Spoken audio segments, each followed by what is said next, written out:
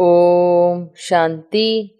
30 सितंबर 2022 के ईश्वरीय महावाक्य। पहले एक नजर मुरली के मुख्य पॉइंट पर। बाबा ने कहा, भारतवासी पुकारते भी हैं कि हे बिगड़ी को बनाने वाले, हे पतित पावन आओ। रावण ने बिगाड़ा है, जिससे ही धर्म भ्रष्ट कर्म भ्रष्ट बन पड़े हैं। बिगड़ी को बनाने वाला भगवान भोलानाथ ही है। वह कलप कलप सर्व की बिगड़ी को बनाने वाला, सर्व को गति सदगति देने वाला है। कल्प वृक्ष जिसका बनन ट्री के साथ भी मुकाबला करते हैं, समझाते हैं आदि सनातन देवी देवता धर्म था, अब वह प्राय लोप है।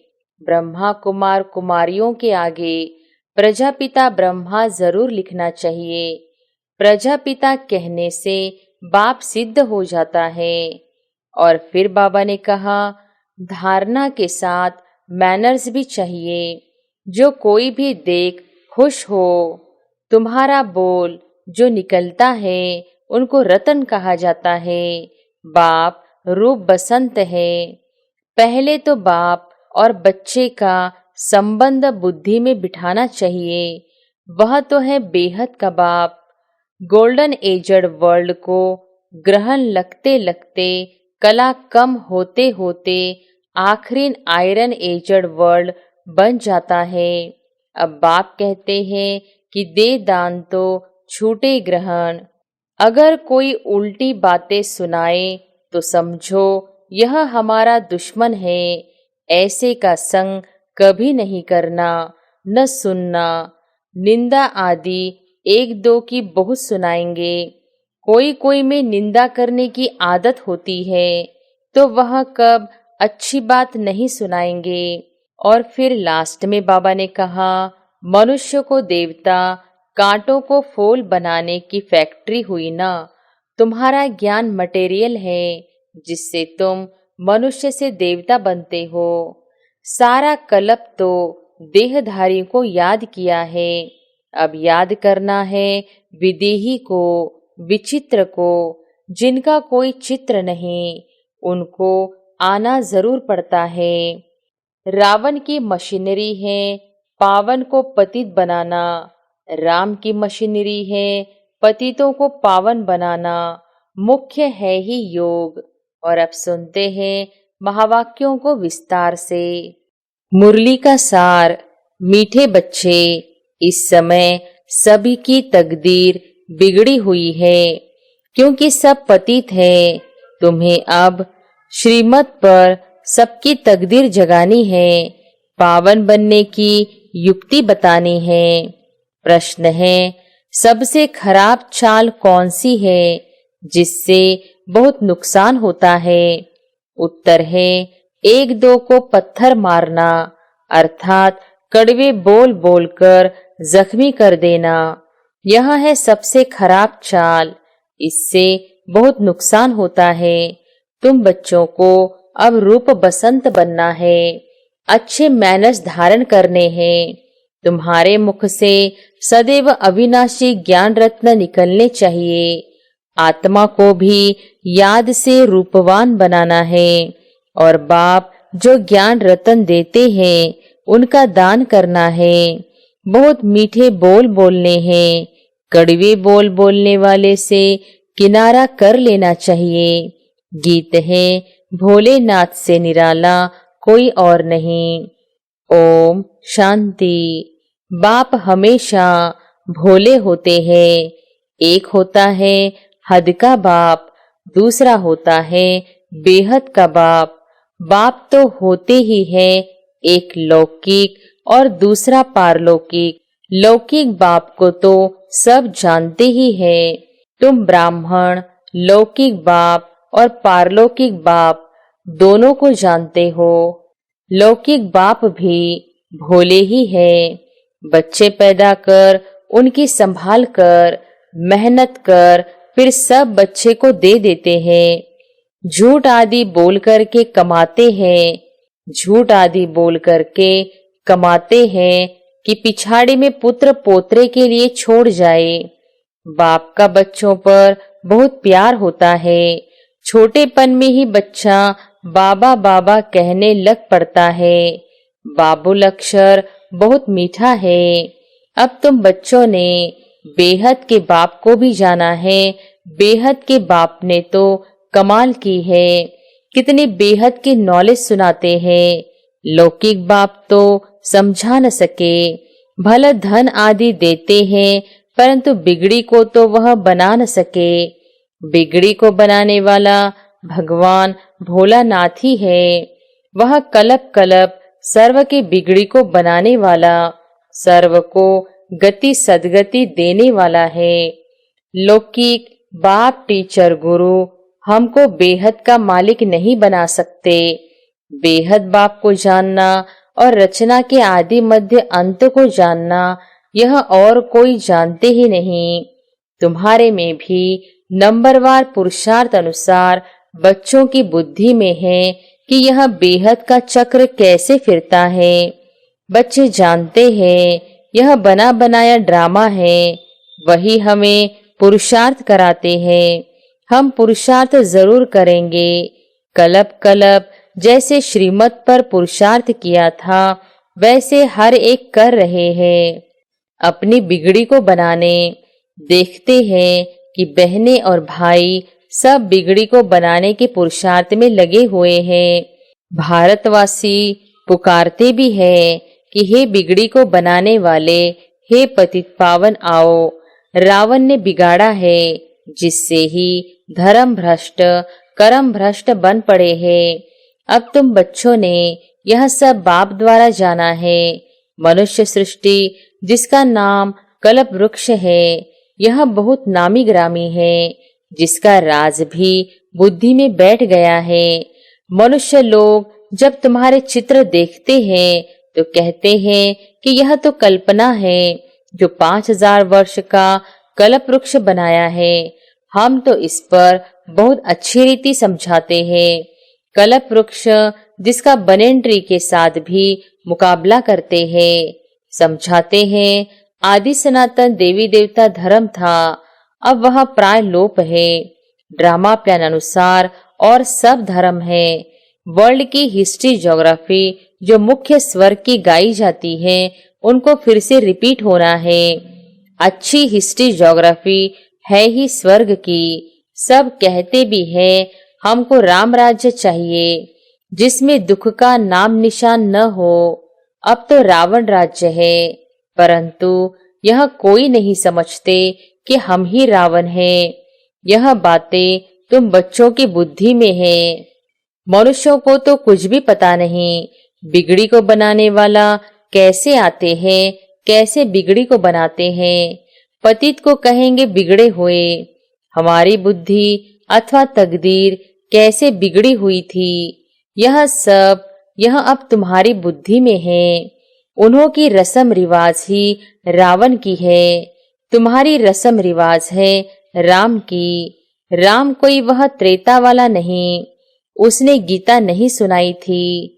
आजकल विलायत में भी रामायण आदि सुनाते हैं। कोई कोई तो गुरु कफनी पहन कुटियाओं में जाकर रहते हैं। अब तुम बच्चों को तो कोई कुटिया आदि में नहीं रहना है। कुटिया में कब पाठशाला होती है क्या? वहां तो फकीर लोग रहते हैं। तुम्हारी तो पढ़ाई है, परंतु यह है नई गवर्नमेंट, इसलिए कोई समझ न सके कि तुम कौन हो। एक मिनिस्टर को समझाओ तो दूसरा कहेंगे तुम बुद्धू हो। यह है बिल्कुल नई बातें। बाबा समझाते रहते हैं, करेक्शन भी करते जाओ। ब्रह्मा कुमार कुमारियों के आगे प्रजापिता ब्रह्मा जरूर लिखना चाहिए। प्रजापिता कहने से बाप सिद्ध हो जाता है। हम प्रश्न ही पूछते हैं कि प्रजापिता ब्रह्मा से क्या संबंध है, क्योंकि ब्रह्मा नाम तो बहुतों के हैं। कोई फीमेल का नाम भी ब्रह्मा है। प्रजापिता नाम तो किसका होता नहीं, इसलिए प्रजापिता अक्षर बहुत जरूरी है। प्रजापिता आदिदेव कहते हैं, परंतु आदिदेव का अर्थ नहीं समझते। प्रजापिता तो जरूर यहाँ ही होगा ना। आदि देव फिर वह ब्रह्मा सूक्ष्म हो जाता है। आदि अर्थात शुरुआत का। प्रजापिता ब्रह्मा को फिर बेटी है सरस्वती। सूक्ष्म वतन में तो बेटी हो न सके। रचयिता तो यहाँ है ना। इन गुह्य बातों को विशाल बुद्धि वाले ही धारण कर सकते हैं। धारणा के साथ मैनर्स भी चाहिए। जो कोई भी देख खुश हो। तुम्हारा बोल जो निकलता है उनको रतन कहा जाता है। बाप रूप बसंत है। आत्मा को रूपवान बनाते हैं। अब तो आत्मा काली कुरूप है। उनको योग से रूपवान बनाना है। तुम बच्चे अभी रूप बसंत बनते हो। मुख से सदैव अविनाशी ज्ञान रत्न निकलते हैं। बच्चों के मैनर्स बहुत मीठे होने चाहिए। मुख से हमेशा रत्न ही निकलने चाहिए। बहुत है जो पत्थर ही मारते हैं। बाप ज्ञान रतन देते हैं। तुम बच्चों का भी यही धंधा है। एक दो को पत्थर मारना यह तो बड़ी खराब चाल है। अपना नुकसान कर देते हैं। बाप है ज्ञान का सागर। उसका रूप भी समझाया है कि कितना सूक्ष्म है। वह तो लिंग कह देते हैं। पहले तो बाप का परिचय देना है। भला वह ज्योतिर्लिंगम ही समझे। डीप बात बाद में समझानी होती है। फिर पूछना होता है आत्मा का रूप क्या है। यह तो सब कहते हैं भ्रुकुटी के बीच में चमकती है तो जरूर छोटी ही होगी। बड़ा लिंग तो यहाँ बैठ भी न सके। गोला निकल आए। पहले तो बाप और बच्चे का संबंध बुद्धि में बिठाना चाहिए। वह तो है बेहद का बाप। अब ब्रह्मा कहाँ से आता है। बाप आकर इनको एडॉप्ट करते हैं अर्थात इसमें प्रवेश करते हैं। तुम्हारी एडॉप्शन अलग है। इनकी अलग है। बाप इसमें प्रवेश करते हैं। बाप कहते हैं यह मेरी स्त्री है। मैंने एडॉप्ट किया है। मैंने इनमें प्रवेश हो कहता हूँ। तुम हमारी मुख वंशावली हो। मैंने तुमको ब्रह्मा मुख से रचा है। मुझे तो अपना मुख है नहीं। शिव कैसे कहेंगे मेरी मुखवंशावली। कितना अच्छी रीति समझाया जाता है। बाप कहते हैं तुम सब आत्माएं मेरे बच्चे हो। भाई बहन हो। बुद्धि में यह आना चाहिए। बाप स्वर्ग रचने वाला है तो हमको स्वर्ग की राजाई क्यों नहीं मिलनी चाहिए। स्वर्ग में तो सब नहीं जा सकते। बाप कहते हैं सर्व की सद्गति करता हूँ। तुम मुक्ति में जाकर फिर पाठ बजाने आते हो नंबरवार। मुक्ति सबको मिलती है। माया के दुख से सब छूट सकते हैं। फिर नंबरवार आना होगा पाठ बजाने। जीवन मुक्ति में पहले पहले तुम जाते हो क्योंकि तुम राजयोग सीखते हो ना। जिन्होंने कल्प पहले आकर सीखा है वही आकर सीखेंगे ड्रामा अनुसार।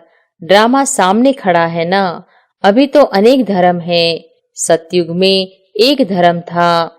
सूर्यवंशी चंद्रवंशी धर्म किसने स्थापन किया यह कोई नहीं जानते। तुम जानते हो परमपिता परमात्मा ही ब्राह्मण देवता क्षत्रिय धर्म स्थापन करते हैं। बिगड़ी को सुधारने वाला बरोबर एक बाप ही है। सतयुग में तो बुलाएंगे नहीं कि बिगड़ी को बनाने वाले आओ। यहाँ तकदीर बिगड़ी हुई है। राहु की दशा बैठी हुई है। ओंच ते ओंच बृहस्पति की दशा थी। अब आकर राहु की दशा बैठी है। सारे विश्व पर राहु का ग्रहण लगा हुआ है। सारी दुनिया काली बन गई है। गोल्डन एजड वर्ल्ड को ग्रहण लगते लगते कला कम होते होते आखिर आयरन एजड वर्ल्ड बन जाता है। अब बाप कहते हैं कि दे दान तो छूटे ग्रहण। योग बल से माया रावण को जीतना है। विकारों का दान दिया जाता है तो ग्रहण छूट जाता है। हम सर्वगुण संपन्न बन जाते हैं। बेहद की बात हुई ना। अभी आत्मा में कोई कला नहीं रही है, इसलिए शरीर भी ऐसे तमोप्रधान मिलते हैं। जैसे सोने में कैरेट होती है ना, 14 कैरेट, 18 कैरेट। अभी तो मनुष्यों में कोई कैरेट नहीं रही है, कुछ भी अकल नहीं है। बाप कहते हैं, मैंने तुमको कितना समझदार बनाया था, तुमको स्वर्ग में भेजा था, फिर तुम 84 जन्म लेते लेते क्या बन पड़े हो। अनेक बार यह चक्र लगाया है, कलप कलप राज्य लेते हो फिर गंवाते हो। पुनर्जन्म लेने से वृद्धि तो सबकी होती रहती है। बच्चों को बुद्धि में बहुत नशा चढ़ना चाहिए। अब राजधानी स्थापन हो रही है, फूलों का बगीचा स्थापन होता है संगम पर। संगम को तुम ब्राह्मण ही जानते हो। यहाँ तुम बच्चों को रतन मिलते हैं, फिर बाहर जाने से पत्थर मारने लग पड़ते हैं। माया जख्मी कर देती है, उनको कहेंगे पाप आत्मा। बाप कहते हैं, अविनाशी ज्ञान रत्नों का दान करो। एक दो को तुम पत्थर मारते मारते एकदम पत्थर बुद्धि बन पड़े हो। अब तुम्हारी बुद्धि लोहा से सोना जैसी बन रही है, फिर तुम पत्थर क्यों मारते हो? अगर कोई उल्टी बातें सुनाए तो समझो यह हमारा दुश्मन है। ऐसे का संग कभी नहीं करना, न सुनना। निंदा आदि एक दो की तो बहुत सुनाएंगे। कोई कोई में निंदा करने की आदत होती है, तो वह कब अच्छी बात नहीं सुनाएंगे जिससे कल्याण हो। बाबा हमेशा समझाते हैं कि ज्ञान रतन दान करते रहो। बाबा जो सुनाते हैं वह औरों को सुनाओ। सर्विस का उजूरा तो बच्चों को मिलना ही है। आप पे ही अपना कल्याण करना है, किसकी ग्लानि नहीं करनी है। तुम बच्चों पर बड़ी रिस्पॉन्सिबिलिटी है। बाप कांटों से फूल बनाने आए हैं, तो बच्चों का भी यही धंधा है। बाप यह धंधा सिखलाते हैं, तो यह मनुष्य को देवता, कांटों को फूल बनाने की फैक्ट्री हुई ना।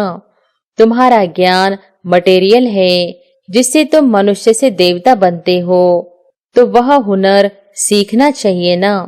बिगड़ी को बनाते रहो, पत्थर बुद्धि को पारस बुद्धि बनाओ। यह तुम्हारी गॉडली मशीनरी है। जैसे क्रिश्चियन की मशीनरी है, वह औरों को क्रिश्चियन बनाते हैं। तुम्हारी ईश्वरीय मशीनरी है पतितों को पावन बनाने की। पतित पावन गाते हैं तो जरूर आया होगा। मशीनरी जारी की होगी, तब तो पतित से पावन बने। रावण की मशीनरी है पावन को पतित बनाना। राम की मशीनरी है पतितों को पावन बनाना। मुख्य है ही योग। बाप दादा जिससे स्वर्ग की बादशाही का वर्षा मिलता है, उनको याद भला क्यों नहीं करेंगे। सारा कल्प तो देहधारी को याद किया है।